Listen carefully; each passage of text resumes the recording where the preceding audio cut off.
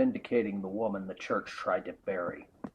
He appeared first to Mary Magdalene, for whom he had cast out 7 demons. Mark 16:9.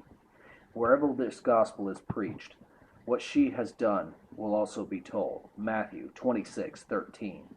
She turned and said to him in Aramaic, Rabboni, that means teacher. John 20:16. Let's burn the myth down.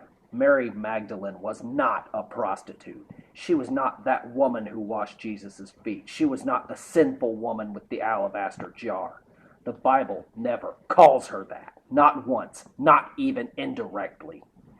That connection came from a pope, Gregory I, in a sermon in 591 AD, who took 3 different women from the Gospels and smashed them into one figure. Mary Magdalene. The broken woman, the weeping sinner, the seductress turned saint. And just like that, her voice was rewritten. Why would they do this? Simple. To weaken her authority. Because Mary Magdalene wasn't just a follower. She wasn't just grateful for deliverance. She was faithful when the 12 ran. She was at the foot of the cross. She was at the tomb. She was the first to see the resurrected Christ.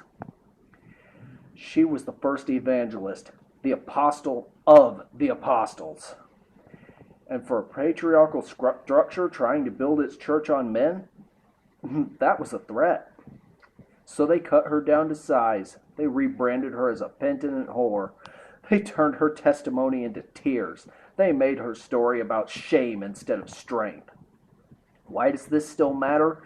Because that lie wasn't just about Mary. It was about every woman who came after her. It said, you're welcome here, but only if you're broken, only if you're quiet, only if you don't lead. But Joshua didn't treat that Mary that way.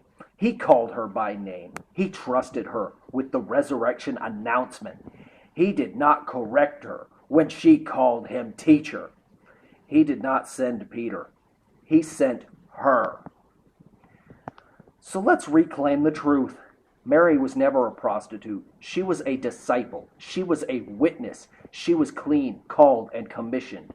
The lie was man-made, but the truth was spirit-breathed. And that truth is breaking out again. So what now? Let the church repent for slandering her name. Let the women of God rise in her honor. Let the real Mary stand again, not as a cautionary tale, but as a foundation stone of resurrection power. She wasn't what they said she was, but she was everything Christ knew she could be, and so are you.